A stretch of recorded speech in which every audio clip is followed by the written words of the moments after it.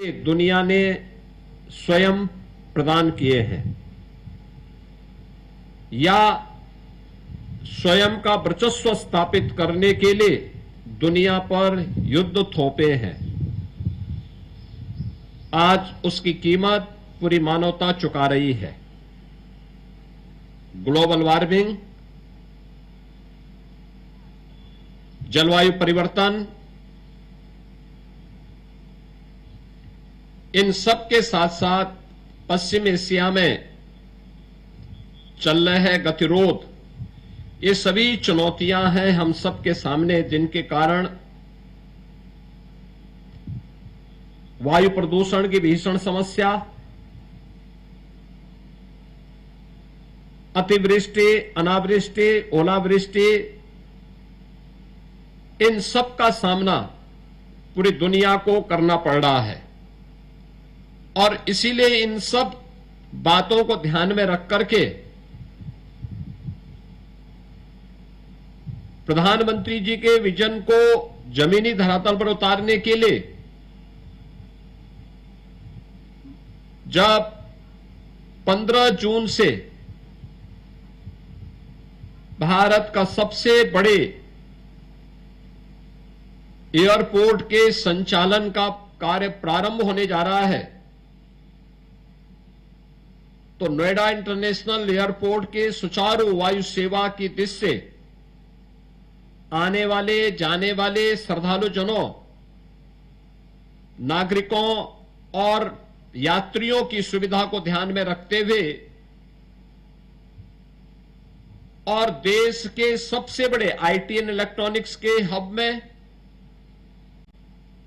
Net zero के लक्ष्य को प्राप्त किया जा सके, इस दिशा में यह प्रयास तीनों अथॉरिटी ने मिलकर के उत्तर प्रदेश परिवहन निगम के माध्यम से प्रारंभ किया है। मैं इस प्रयास के लिए तीनों अथॉरिटी के साथ साथ परिवहन निगम को इस सेवा को शुभारंभ करने के लिए हृदय से धन्यवाद देता हूं। आज आप जानते हैं कि नोएडा, ग्रेटर नोएडा और यमुना अथॉरिटी या IT, electronics, data centre, startups, semiconductor और अन्य औद्योगिक गतिविधियों के देश के अंदर एक बड़े केंद्र के रूप में उभरा है। स्वाभाविक रूप से दुनिया की बड़ी बड़ी कंपनियों को वहां लाने के लिए वहां पर पर्यावरण अनुकूल परिवहन आज समय की मांग है और पर्यावरण अनुकूल समय वहां पे परिवहन की आवश्यकता को ध्यान में रख करके वहां पे मेट्रो का संचालन हमने कुछ क्षेत्रों में प्रारंभ किया है। लेकिन नोएडा इंटरनेशनल एयरपोर्ट के साथ जब तक मेट्रो का संचालन होता है तब तक या उसके बाद भी लास्ट माइल कनेक्टिविटी की दृष्टि से इलेक्ट्रिक बस का संचालन एक महत्वपूर्ण मील का पत्थर साबित होने जा रहा है और 110 बसेज का, इलेक्ट्रिक बसेज का संचालन 15 जून तक ये इन तीनों अथॉरिटी के द्वारा प्रारंभ होगा और धीरे धीरे इसकी मांग के अनुरूप इसमें बढ़ोतरी करके 500 इलेक्ट्रिक बसेस का संचालन अकेले इन तीनों अथॉरिटी के माध्यम से गौतम बुद्ध नगर जनपद के अंदर करने के एक बड़े लक्ष्य को लेकर के हम आगे बढ़े हैं।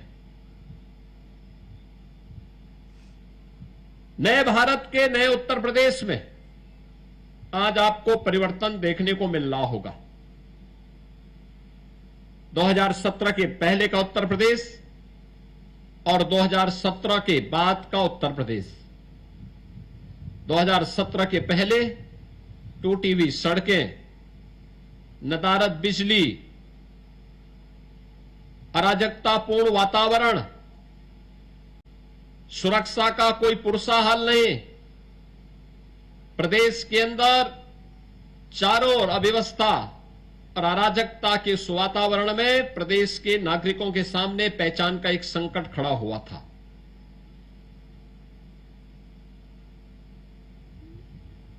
तब निवेश की बात उत्तर प्रदेश के लिए अपने आप में एक दिवा स्वप्न था।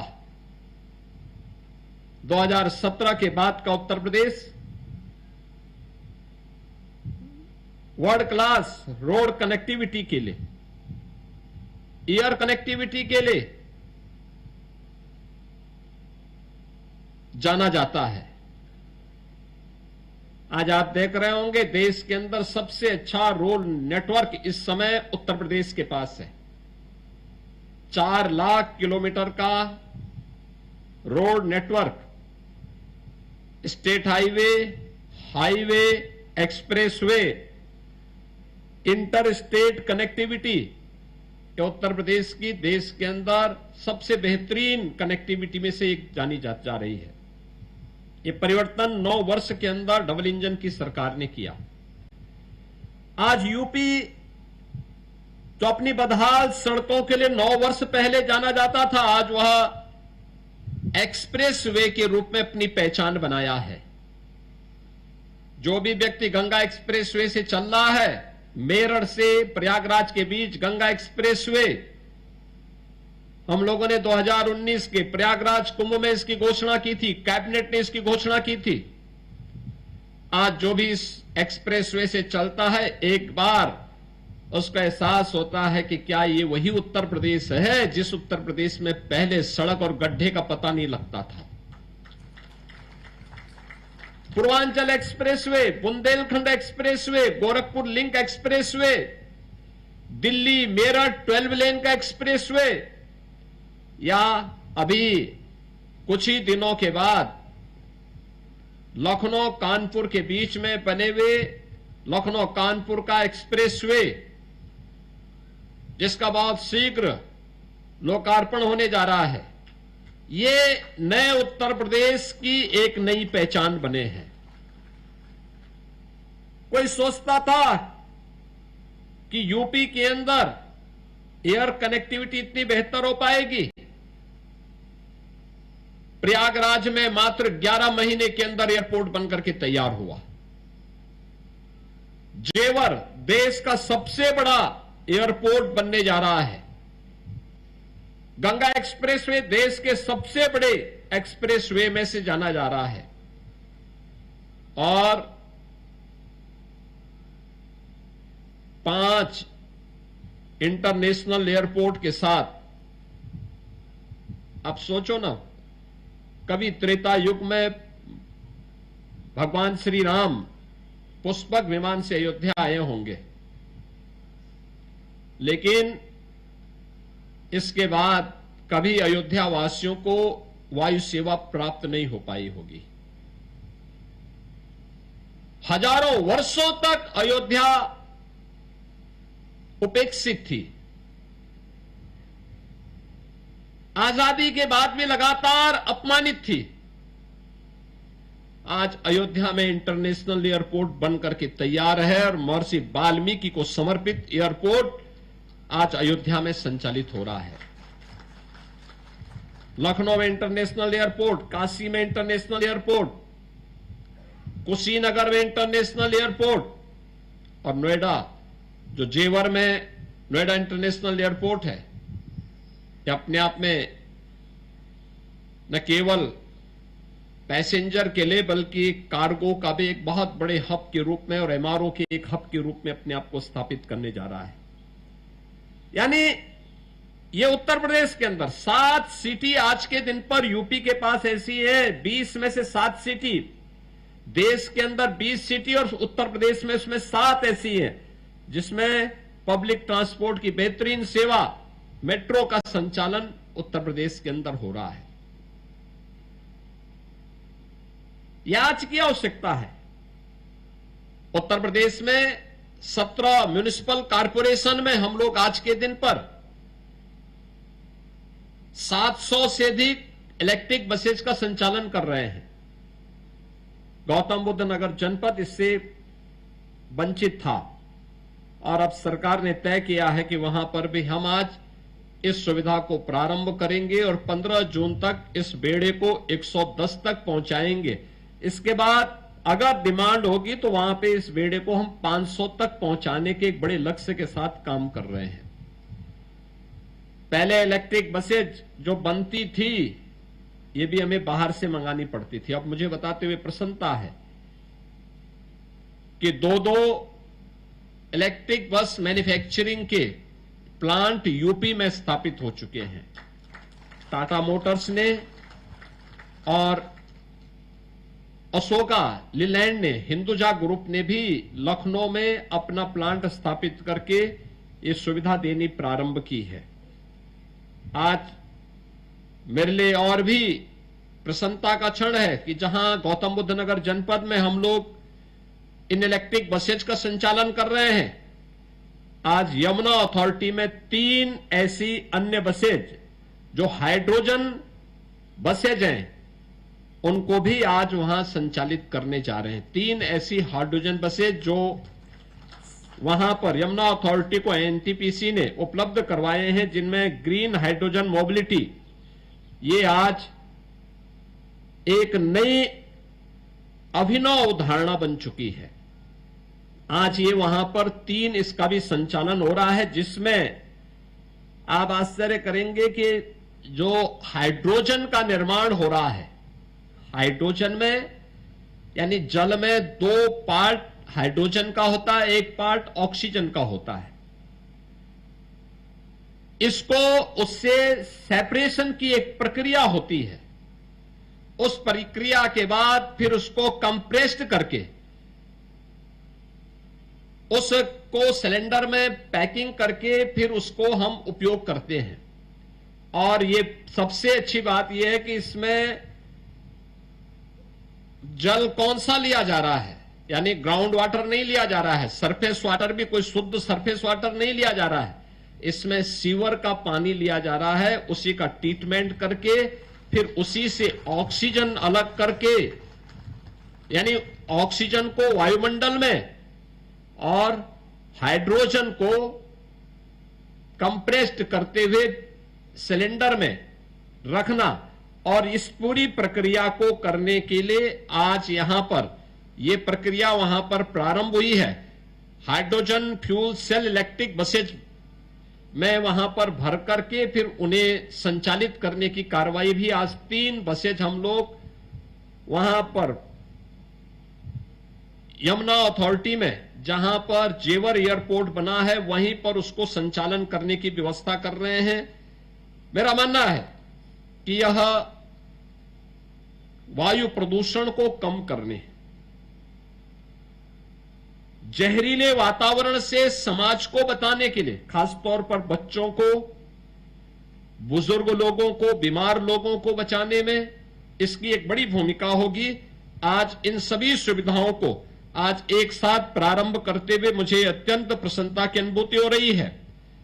प्रदेश सरकार ने इस दिशा में बहुत सारे कार्यक्रम आगे बढ़ाए हैं, और खासतौर पर हम लोग जो वर्तमान में कर रहे हैं, नेट जीरो के लक्ष्य को प्राप्त करने के लिए प्रदेश ने पहले ही बहुत सारे कार्यक्रम अपने आगे बढ़ाए हैं। विश्व बैंक की मदद से हम लोगों ने 2741 करोड़ रुपए की लागत से Uttar Pradesh clean air management project UP camp को भी प्रारंभ किया है।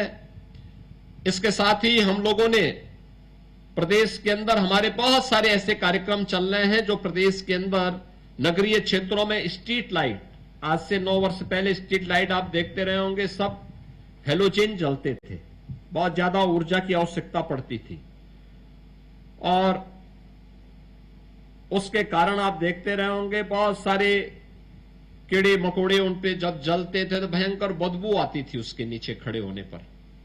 लेकिन अब हम लोगों ने एलईडी स्ट्रीट लाइट 2017 में लगभग 15 लाख से ऊपर एलईडी स्ट्रीट लाइट लगाई। उसने ऊर्जा की बचत भी की, कार्बन उत्सर्जन को भी कम किया, और साथ साथ लोगों को एक जैसी लाइट भी उपलब्ध करवाने में उसने मदद की है। आज इस अवसर पर जब हम लोग ग्रीन मोबिलिटी, क्लीन मोबिलिटी के रूप में इस सेवा को प्रारंभ करने जा रहे हैं, मुझे विश्वास है कि हमारे परिवहन मंत्री जी, जिनका कि लोग अब नाम भी भूल जा रहे हैं, तो वे इसमें तेजी दिखाएंगे। प्रदेश भर में हम लोगों ने उनको गत वर्ष से ही 500 करोड़ रुपए दिया था। मैंने कहा था भाई बसेज खरीद लो, अच्छी बसेज खरीद लोगे तो प्रदेश में चलेंगे। दोसा हमने उनको एक पॉलिसी भी बनाने के लिए कहा था, वे गांव गांव की कनेक्टिविटी के लिए आप बेरोजगार नौजवानों को लेकर के आइए, उनको बोलो बस खरीदें, इंसेंटिव दो, वे बस संचालन कराएं, उनको परमिट सिस्टम लागू करो।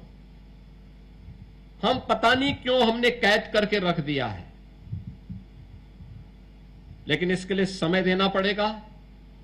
व्यक्ति को वहां पर पूरी मुस्तैदी के साथ जुड़ना पड़ेगा और मेरा मानना है कि हर व्यक्ति को अच्छी परिवहन की सेवा मिलनी चाहिए। और परिवहन विभाग जिसका बेड़ा तो बड़ा हो रहा है, लेकिन उनके कार्य भी बड़े दिखने चाहिए। इस विश्वास के साथ मैं एक बार फिर से तीनों अथॉरिटी को इस निर्णय के लिए हृदय से धन्यवाद देता हूं और विश्वास करता हूं कि हम लोग तेजी के साथ इस बेड़े को आगे बढ़ा करके आने वाले समय में हर शहर, हर गांव को पेट्रोल मुक्त, डीजल मुक्त, ग्रीन मोबिलिटी, इलेक्ट्रिक सेवा के साथ जोड़ने का काम करेंगे। इन्हीं शब्दों के साथ मैं सभी जनप्रतिनिधियों को और गौतम बुद्ध नगर जनपद में उपस्थित सभी नागरिकों के प्रति भी अपनी शुभकामनाएं देते हुए वाणी को विराम देता हूं। धन्यवाद। जय हिंद। बहुत बहुत धन्यवाद माननीय मुख्यमंत्री जी का। अब मैं उनसे अनुरोध करूंगा कि वो आज की इलेक्ट्रिक बसों को फ्लैग ऑफ करें।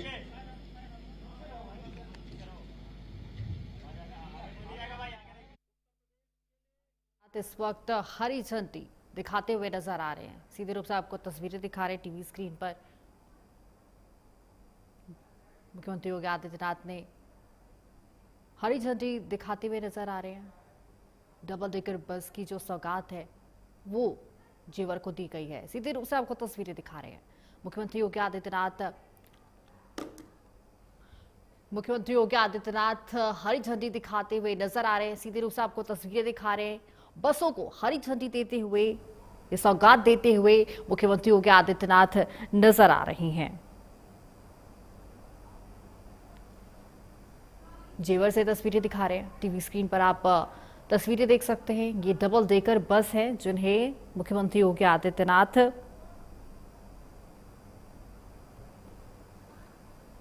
हरी झंडी दिखाते हुए बसों को रवाना करते हुए सीधे रूप से नजर आ रही हैं।